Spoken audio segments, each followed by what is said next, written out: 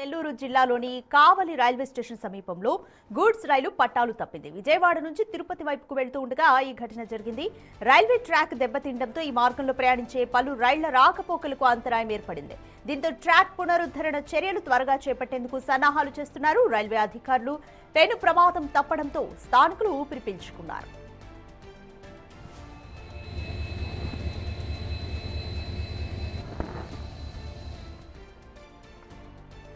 నెల్లూరు జిల్లాలోని కావలి railway station సమీపంలో goods train పట్టాలు తప్పింది. విజయవాడ నుంచి తిరుపతి వైపుకు వెళ్తూ ఉండగా ఈ ఘటన జరిగింది. అయితే రైల్వే ట్రాక్ దెబ్బతిండడంతో ఈ మార్గంలో ప్రయాణించే పలు రైళ్ల రాకపోకలకు అంతరాయం ఏర్పడింది.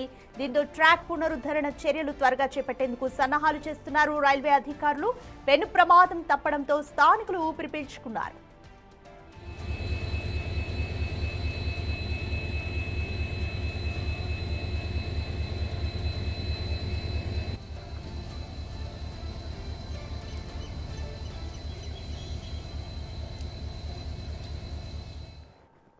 మోర్ డీటెయిల్స్ మా ప్రతినిధి సురేంద్ర అడిగి తెలుసుకుందాం. సురేంద్ర, కావలి దగ్గర గూడ్స్ ట్రైన్ పట్టాలు తప్పింది. ప్రస్తుతం అక్కడ అధికారులు ఏ విధంగా పునరుద్ధరిస్తున్నారు? ఇంకా ఎంత టైం పట్టొచ్చు? రాధిక, కావలి రైల్వే స్టేషన్ సమీపంలోనే గురువారం ఏకాజామున అంటే ఈ రోజు ఏకాజామున గూడ్స్ రైలు పట్టాలు తప్పడం జరిగింది.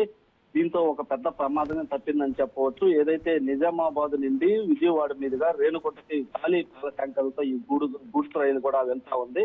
వెళ్తున్నటువంటి క్రమంలో కావలి స్టేషన్ సమీపంలో లూప్ లైన్ నుండి ఏదైతే మెయిన్ లైన్ లోకి మారుతుండగా ఈ యొక్క ప్రమాదం చోటు చేసుకుందని చెప్పి కూడా ఇటు అధికారులు చెప్తా ఉన్నారు. అయితే ఈ తెల్లవారుజామున సుమారుగా 4:10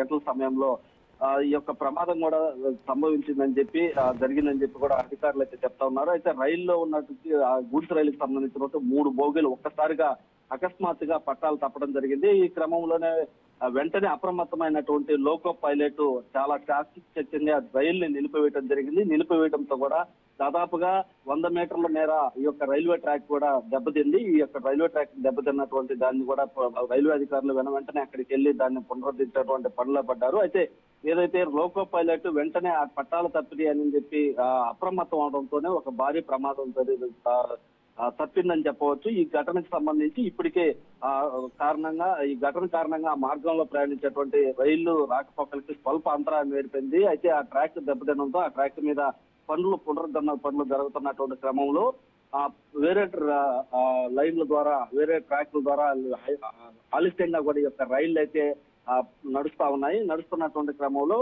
కొంత రైళ్లు రాకపోకలకి అంతరాయం ఏర్పడింది. ఈ విషయం తెలుసుకున్నటువంటి ఇటు బిట్రగుంట అదేవిధంగా కావలికి సంబంధించినటువంటి బృందం అంతా కూడా అక్కడికి రైల్వే అధికారులు పోలీసులు అంతా చేరుకొని రైల్వే ట్రాక్ మండలంతా కూడా ఆ యొక్క ఏదైతే దెబ్బతిన్నటువంటి 100 మీటర్ల మేర దగ్గరున్నటువంటి ఆ రైల్వే ట్రాక్ ని పునరుద్ధరించేటువంటి పనులు పడ్డారు. ఆ రైలుకి పండగ సెలవులు ఉన్నటువంటి నేపథ్యంలో అందులో సంక్రాంతికి అందరూ ఊర్లకు వెళుతున్నటువంటి నేపథ్యంలో భారీగా రైళ్లు తిరిగేటువంటి ప్రయాణికులు తిరిగేటువంటి క్రమంలో ప్రయాణిస్తున్నటువంటి ఈ రైళ్లని అంతరాయం ఏర్పడకుండా కొంత ఆలస్యంగా అయితే రైళ్లు నడుస్తున్నాయని చెప్పి మనకు సమాచారం తెలుస్తుంది. అయితే ఏది ఏమైనప్పటికీ ఈ రోజు ఒక పెద్ద ప్రమాదమే తప్పిందని చెప్పవచ్చు. ఎందుకనంటే ఆ రైలు బోగీలు తప్పినటువంటి సమయంలో ఎటువంటి రైళ్లు రాకపోవడంతో ఒక పెద్ద ప్రమాదమే తప్పింది. ఎందుకనంటే ఆ సమయంలో ఏమైనా వేరే ట్రైన్స్ కానీ వచ్చి ఢీకొని ఉంటే పెద్ద ప్రమాదమే సంభవించేది. పెద్ద పండగ రోజు, సంక్రాంతి రోజు. అయితే అలాంటి క్రమంలో చిన్న ప్రమాదం జరగడం, ఆ ట్రాక్ పనులు వెంటనే అక్కడ ఉన్నటువంటి సిబ్బంది అంతా కూడా పునరుద్ధరిస్తున్నటువంటి క్రమంలో రైళ్లు రాకపోకలకైతే కొంత అంతరాయం ఏర్పడింది. Radhika, thank you Surendra.